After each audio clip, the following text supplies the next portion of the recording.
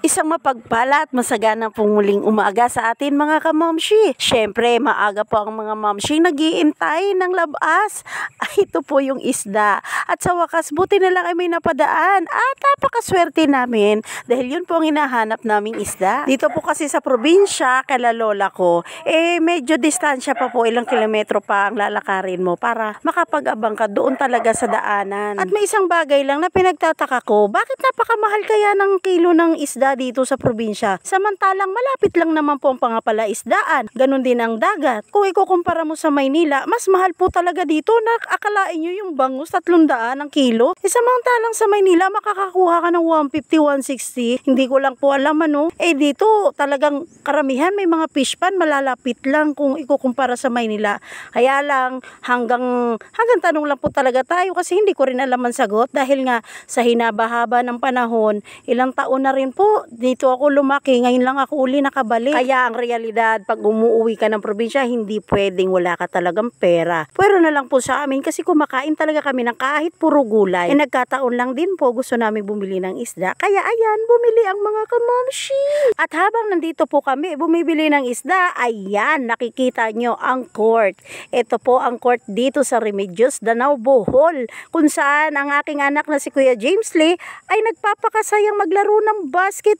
Alam niyo po ba kung anong nangyari? Umuwi po yan siya at pagod na halos wala nang bukas. Paano? Maghapon na nandito. Tinatakasan ako guys, tumatakbo dito dahil nga tuwang-tuwa. Court daw dito, hindi sinasarado doon kasi sa Pasig. Laging nakasara dahil may bayad per hour po ang basketball court. Dito guys, 1 to sawa ang mga bagets. Hindi po sinasara. Naka-open lang talaga. Hello guys! Hello mga kamamshi! Welcome back to our vlog. And for today's video po ay andito ang peg namin. Bumili po kami ng labas. Uso na rin pala ang bangus dito guys. At favorite ng aming lola. Kasama ko po si Mamshi Jocelyn at si Puloy. Andun po si Kuya James Lee. Nakita nyo dun sa ating video kanina. Nagbabasketball. Nakakita po siya ng mga kalaro dito. Ayun po, naglalakad na po kami pa uwi. Ang ganda lang po ng ambience dito sa probinsya guys. Ibang iba sa mga nakikita niyong vlog natin. Nasa loob lang tayo ng bahay. Dito guys, nakaka-refresh ng utak. Agad. Nahilo ata ako doon. Wait lang guys. Ngayon guys. At ngayon po, ayan, may batang may dala ng baka. Napakasipag ng mga bata dito. O hindi gaya dyan sa Maynila. Ang tamad maghugas. Pakita ko po sa inyo. Yan. Yan ang sinasabi ko guys. Lapit natin. Huwag lang tayo masyadong lumapit sa baka at parang nagngangali. Uminom na yung baka. Ayan. Ang tawag dito guys, maglugway na sila. Dadalhin na nila ang baka kung saan nila iiwan itong buong magdamag para manginain at mabusog. Kaya lang guys, parang mali ata yung nadaanan namin. Tingnan nyo po. Ayan. Doy, okay ra Doy? Di ba migok doon na Doy? Ade? Ayan, nagtanong po ang mamsi ka baka habulin tayo bigla. Hindi tayo makakalaban. Oh, yummy. Mama. Ayan o. Mamam siya Yummy. Ano yan, buntis? Parang laki ng tiyan. Doy, buras na Doy? Buntis nga. Dakiti dyan. Laki ng tiyan niya eh. Buntis nga yung baka guys. Ayan tayo yung tiyan niya. Pintog na pintog. So ito po yung sinasabi ko. O diba? Ibang-iba po dyan sa ibang-iba po sa syudad. Napakasarap lang po ng ambience dito guys. Ayan. Diyos ko, ayaw ipahawak ni Pulo yung plastic. Sabi ko ako na magbitbit siya na daw. Ano? Sabi ko ako na magbitbit ng plastic. Ayaw niya siya na daw.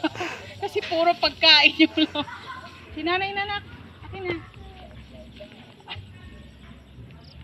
Uwi na tayo, Loy. Magluto na tayo. Tayo ulam. Ay, ano? Ayaw mo umuwi? Ay, di ba doon tayo? Kasi kay Kuya Victor. ka ba doon? Dadaan ka pa o diretso ka na? Hindi, lutuin na natin to. Hapon na. Pumunta ka muna doon. Linisin mo kasi dadaan ako yung Yossi tsaka yung charger ko nandun eh. Tara. Tapos i-video call ko saglit yung inyo. Tara, para ano. Saglit lang naman. Yan mo. Saglit lang naman to. Paksiw lang naman to. May luya dun eh. May sibuyas naman. Betchin ang wala. Betchin ang wala. Hoy, bitsin na to? Wala. Basig na bitsin dari ilak. Hello guys, sumiwalay ako kay Mamshi at Pulay. Kasi po, ay ubos ko na to ng betchin. Ginisa mix or magic sarap. Gusto nila yon. Hindi po. Kasi nga po, dito sa probinsya, ang layo po ng tindahan. Isipin nyo po yan, o. Ayan, o. Asan na si Jocelyn? Andun pa po kami doon sa bahay na nakikita po ninyo dyan sa video.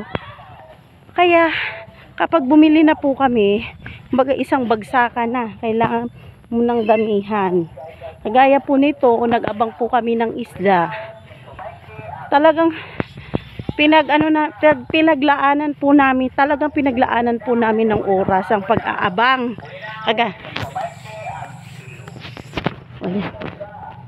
Ayan guys, narinig nyo. Ang dilis, bulinaw po sa kanila. 120 lang ng kilo.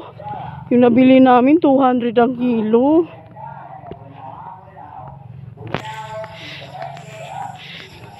Pero guys, dahil nga walang pangpalasa kami doon, bibili muna. Bumalik ang Mamshi guys sa tindahan. Aray ko.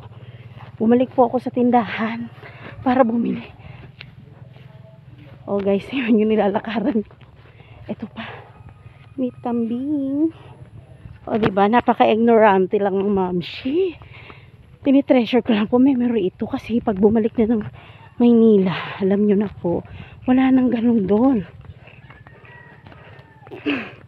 Pinagtitinginan ako guys. Nagsasalita ako mag-isa mo naglalakad. Mamaya mapagkamalan tayong baliw dito. So guys, andito na po ako sa tindahan. Ayan. May gasolinahan na rin dyan. O ayan. Lahat po yan ay mga kamag-anak lang ng aking papa, ng aking lola. Ayo! Ha? Wait out! Naku, wala pong tao. Punta tayo sa isang tindahan. Ito sinasabi ko sa inyo. Medyo bilisan na po natin ang lakad kasi sa dulo pa po yun ang walang hanggan. O nga po guys. Tanggal na yung buhok ko. Ang buhok ko dito nagmukhang alambre. Ito na kinakatakutan ko. Yung aso. Baka bigla akong kagatin. Huwag ka magkamali kagatin ako, Dogi. Hahampasin kita, Dogi. At dahil nga gaya po na nakikita nyo, sarado po ang tindahan. Isa yan sa realidad dito guys. Kaya eto, naglalakad na naman ang Mamshi. Pinutol ko po ang pagbibideo ko kanina dahil muntik akong kagatin ng aso. Ayaw ko tigilan. Kaya pinatay ko muna at mahirap na. Ops. Ano yung nasa isip nyo? Hindi po yung aso ang pinatay ko ha. Yung camera ng cellphone ko ang pinatay ko. Medyo malayo-layo rin po ang tindahan na ito doon sa unang tindahan na sarado na pinuntahan ko. Kaya lang guys, wala tayong magagawa. Alam nyo po, pagpunta ko pa dito sa tindahan, ang kinakailangan kong bilhin ay praise God. Wala po ni isa, kaya umuwi na lang ako. Sa pag-uwi ko po, dito po ako papunta sa way ng aking tito Victor dito sa bahay niya. Kaya ito ang kanyang doggy. Nang naku, ito ay nangyayaka po itong asong ito, kaya hindi ko maayos ang pagbibideo ko. Yumaya po sa paa ko, mahirap na, baka akala niya pata ito, mahirap na po, mahal pong magharot ang aso. Mahal pong pa-inject. Kaya't habang nandito po kami, pinag-iisipan na po namin kung anong magiging luto ng binili naming isda. Bangus po kasi ito at saka sari-sari. Naku, nakalito-lito ang mga mamshi ko anong luto ito. Pero may isa kami pinagkasundan, magsasabaw kami. Since magsasabaw po kami, hihingi kami ng malunggay dito. Ayan po si Kuya Charles. Yan po ang panganay na anak ni Tito Victor. Pinsan ko po yan. Since po ang kanilang bahay napapaikutan ng malunggay, na yun ang pinakagusto ko talaga na bahay napapalibutan ng malunggay. Ayan. Kaya lang po siya ang kukuha kasi medyo matataas na. Ayun po pala si Sheena, yung isa niyang kapatid na babae. Ayan po, tingnan nyo. Pinagpuputol na lang niya yan kasi nga masyado nang mataas.